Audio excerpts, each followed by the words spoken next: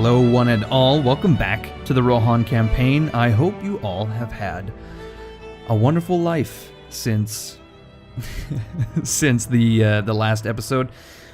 I can't help but think of the Christmas movie. I hope you all lived the plot of that Christmas movie. No. You know what, we're about to attack these Uruks and Orcs and half-Orcs, whatever the fuck they are. Yeah, it's all Urukai, mostly. Well, there are some half-Orc Baneguard. I'm going to attack these Agents of Isengard outside of this fort very soon, but I just wanted to first point out what I brought. I've got Eomer, all the horsemen I could muster, some skirmishers, some scouts. I've got some infantry marching in from Foldberg, just some basic shit. Swordsmen, spearmen, axemen, bowmen. I'm pretty sure we can handle this. There's only 5 units, 6 units, really, in this army. None of them are extremely overpowered pikemen, so we should be alright. I think, in fact, these Baneguard and these clan spearmen are quite easy to break, so we should be fine. Alright, let's hop in here. We've got Eomer leading the attack versus Gorthak. We definitely want to control Captain Tonbert. And yeah, I'll see you guys on the battlefield. It looks to be evenly matched somehow. Although, oh no, yeah, that is roughly similar numbers. Anyway, I will see you guys on the battlefield. Attack! So, unfortunately, the Uruks have been able to deploy on the top of this hill. A little annoying, although it appears to me that they are actually giving up the position, oddly enough. Also, we've got 2 reinforcing armies. I forgot that there are actually 2 or 3 units within the fort itself, and they have come to join the party. Here they come now. It's so very good of them to march in formation this entire time. It looks to me that each individual one of these dudes, he actually looks like Santa Claus creeping into the house to put presents under the tree in the way that he's got the beard, and he's fat looking, and he also is for some reason trying to very delicately enter the field of battle. It's very bizarre. Usually when you're about to enter a battlefield, you try to do it in the most raucous and loud way, unless of course you're those ninjas from Rome 1, in which case you're trying to be stealthy, let's be honest. Okay, so we've got all of our troops here. We've got one of them in formation. It is the spearmen. Let's get them out of that because it's just going to drain all of the energy of our troops, much like these guys here. Let's get them out of formation. These 2 units of militia. There we go. Now, I've already forgotten this general's name, Ugthor. Let's just call him Ugthor for the time being. Ugthor, he doesn't really know what to do. He's got so many forces to contend with, and we may be able to harass him with our cav. We'll try. In the meantime, we need to somehow join up these 2 forces. Let's try to get them into this field without draining a lot of their stamina. It looks to me like Ugthor knows what's going on. He's heading to the exact point of our rendezvous, our special rendezvous in the forest. I only wish it were a midnight rendezvous. Twir is a great word, you know. Here's how to elevate your day. Here's how to pump a little bit of Shakespearean theme. What am I trying to say? Let's turn your day Shakespearean by using the word twir, essentially. That doesn't really make sense in any way, shape, or form. I apologize. I really do. What are you gonna do? Write me a letter? If you could write me a letter in the comments below, I would deeply appreciate it. Maybe 1,000 words on how my failed joke about the word twir. If you could just tell me how that has affected your life, that would be really appreciated. Now, we are beginning to throw some javelins at these crossbowmen. Oh, and these archers, actually. Do they have crossbows in this army? I could have sworn that I saw crossbows earlier. But I could, in fact, be mistaken. And I am. They're just archers, apparently. Oh, no. No. Of course not. The crossbows are literally, like, 10 meters from where I was looking. Anyway, it looks to me like we're being charged by some Baneguard. Let's pull out of there. We do not want to get pregnant with A half-orc Bane Guard. What would it become? A quarter-orc dumpster baby, I suppose? I don't really know. If you were to have sex with a half-orc, I suppose, yeah, it would become like a quarter-orc and then a half... whatever the fuck you are. Well, I guess it really depends on what the demographics are of the halves.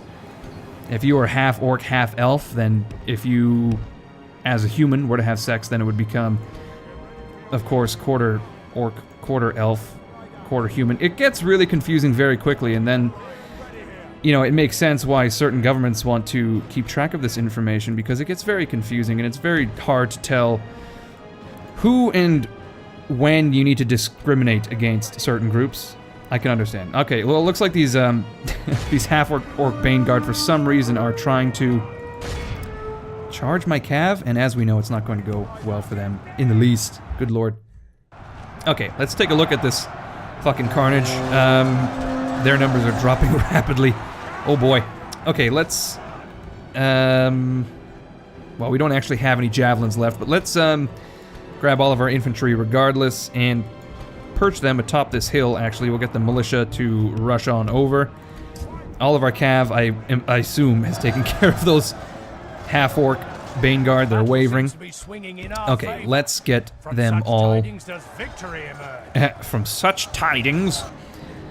Here's another way. You know, let's attempt another failed joke. Here's how to make your day seem 100% more festive. Use the word tidings, because it will immediately bring to mind, good tidings we bring for you and your kin. Good tidings for Christmas. And a happy new year. Now, I have to admit, for an embarrassing amount of time, I didn't realize that it was kin, not king. Good tidings we bring to you and your king. You can see where I went wrong. I think very easily you can understand how it was that I got that wrong, but still, it's not something to be proud of when you're incorrect. Unless, of course, you're proud that you were incorrect, but then you corrected yourself, and in the process learned something. I guess that would be something to be proud of. Okay, so it looks to me like the Uruk-hai have taken up a really shitty position, and now we've just got them 100% surrounded. So we're gonna grab our scouts. We'll engage those crossbows. The skirmishers are gonna stay out of it. We'll get Eomer in there. We need these Rohan riders over here somewhere, and then we'll get the infantry engaged. The spearmen, for some reason, are still in formation. Very much in our favor. Didn't I take them out of formation? I can't recall what I've done here. Okay, we've got the riders of Rohan, like so. Okay, we've got some Uruk bodyguards trying to get fresh. We're gonna retreat with the skirmishers, engage with the infantry on all fronts. Looks to me like these clan spearmen are gonna need a little bit more love from our cavalry. Eomer, interestingly enough, doing very well against these archers. Now for wrath. Let's. Now for ruin. Eomer is going to do his spot-on impression of Theoden. It's so frightening that how accurate it is. It reminds me of that scene in Band of Brothers. I don't know if you guys have ever seen the HBO wonderful series Band of Brothers, but basically there's a scene where, as I understand it, an enlisted man, he impersonates an officer to fuck with another officer, and thus gets the second officer into trouble by impersonating the first officer. How many times can I say the word officer? Answer: many, many times. Too many times, some would say. The enemy are badly bloodied. I can't say half their men. if there is a law against saying the word officer, perhaps too many times, but if there is not, I would say there really should be, because it's getting disgusting. Officer, officer, officer, officer. Although I should have to say, I've heard some like R&B songs that use the word officer, and they're actually quite good, so I rescind that statement, because that would of course make these R&B songs illegal, and that is something I cannot abide. Okay, so we're charging these Uruk-hai bodyguard because seemingly Ugthor just does not know what the fuck he wants to do. He's sort of like your girlfriend or wife or significant other, or partner perhaps if you're in a homosexual relationship. I don't discriminate. Let's just say you have an indecisive significant other and you're trying to determine where you want to eat. Ugthor in this case is saying, I want Arby's. But then, upon, you know, marching towards Arby's, he's like, well, maybe I want Harvey's. Completely ignoring the fact that they are in essence the exact same chain, aren't they? Arby's and Harvey's. Now, these are places I don't frequent. I think I've been to either, like, once in my lifetime. So, if, by chance... What is this image we're looking at? Good lord.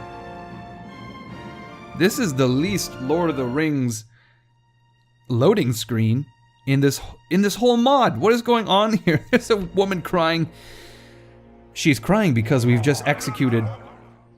what would that be? Somewhere just shy of 100 Uruks and Orcs and half-Orcs. She's crying because the half-Orcs are an oppressed minority. In Rohan, the patriarchy strikes again. Yes, oh god. Yes. What is the actual scientific name for horses? Is it equine? The equiarchy strikes again. If you are not horse, then you are not worthy. Which is sort of ironic because equiarchy sort of sounds like a political system where everyone would be equal.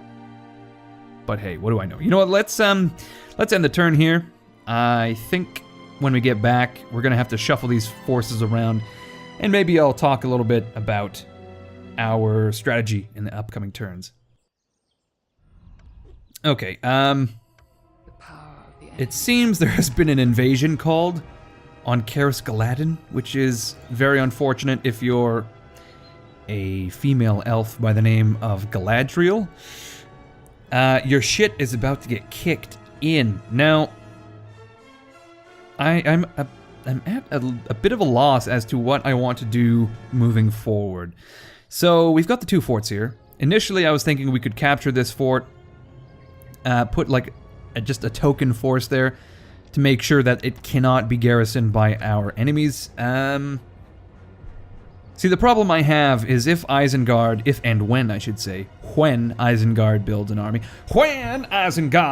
army, they're going to be besieging these forts first.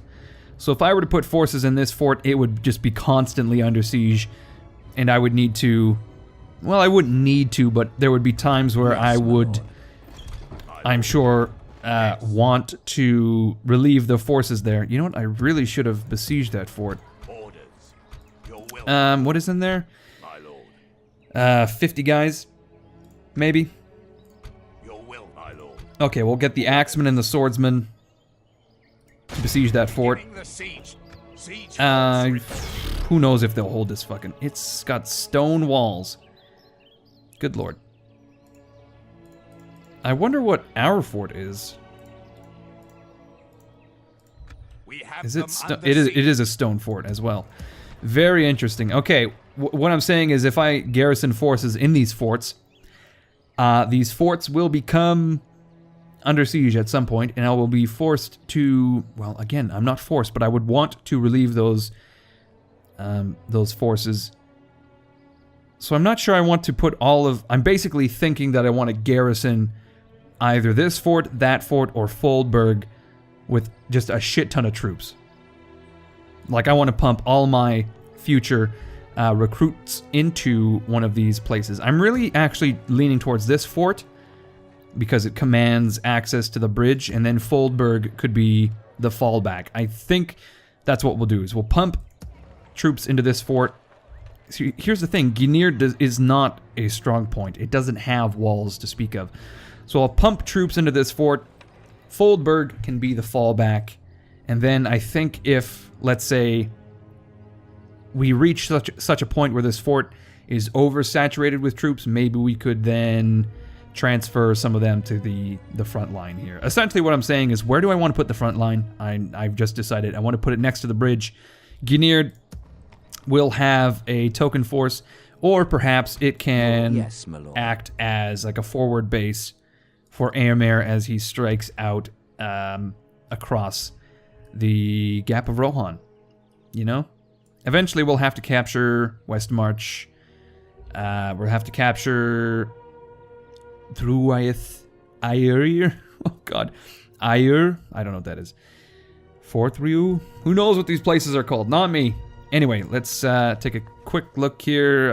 Variogs of Cond. The Haradrim tribes and the Shadow of Mordor have joined the invasion.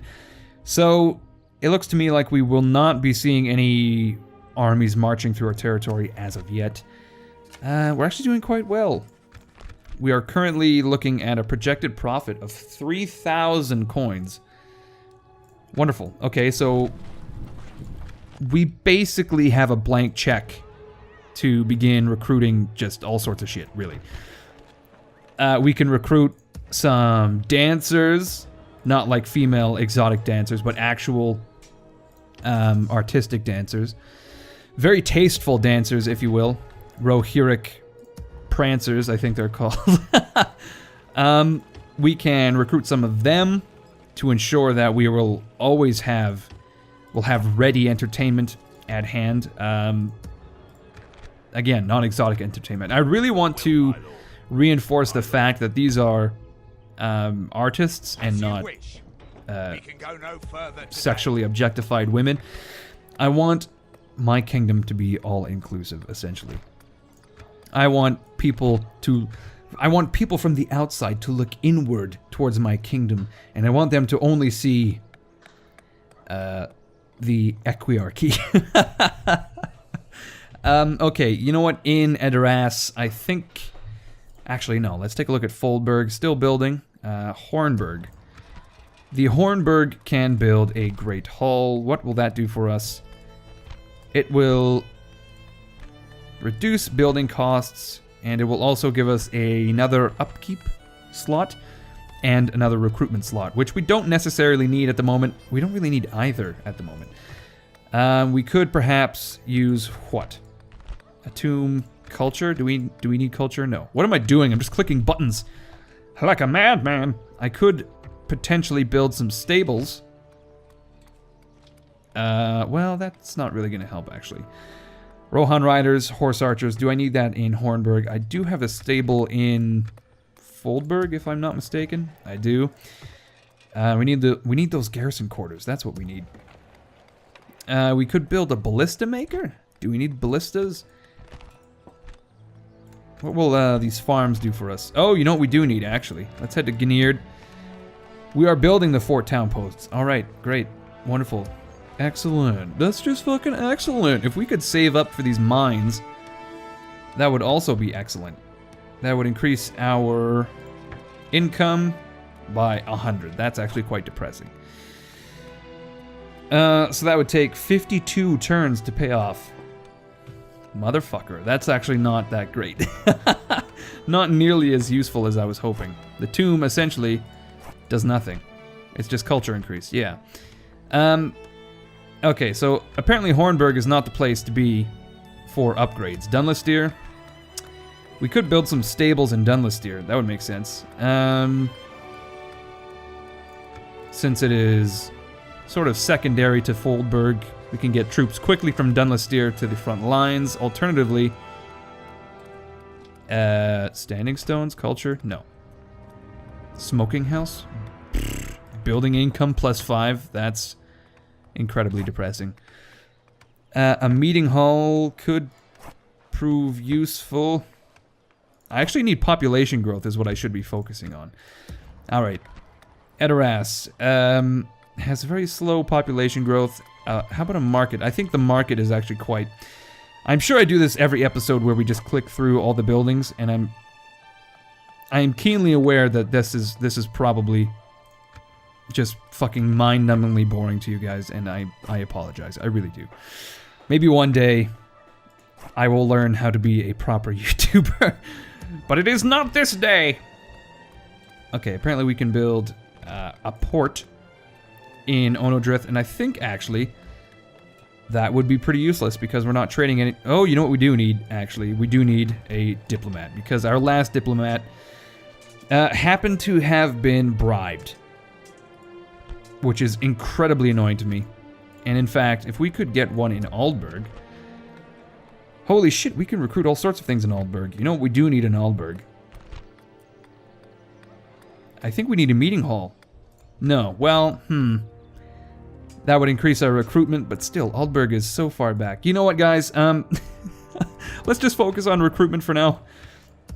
We're recruiting in Edoras, Dunlastier, Hornburg. We're getting some archers. Sure. Well, no, because in Hornburg we can get Helmingas. Actually, no, we'll get archers because it appears to me that the Helmingas are going to take fucking forever to replenish. We'll get 2 units of cav in Foldberg, and that's it for this turn. As far as reinforcements go, I don't really think we have anything to send. We've got 1 unit of scouts to put in the fort. We've got some troops in Foldberg that do need retraining, ever so slightly. And are we retraining those militia? We cannot. Okay. Well, that seems to be it for this episode. When we come back, I guess we'll capture this fort. It's really begun to cool off now. We desperately need to get our agents far and wide, and by our agents, I mean specifically diplomats. We need to send a diplomat to Gondor to hopefully get some sort of trade agreement. We'll have to send a diplomat to the north because it appears to me that there are elves that are living in Fangorn Forest. To our west, there are some sort of peoples. I'm not sure what that banner is, actually. It is, I'm sure, a... Is it the... It's not the Vale of Anduin. That is, like, way out of... That's not at all what we're looking at here, geographically. I'm pretty sure it is...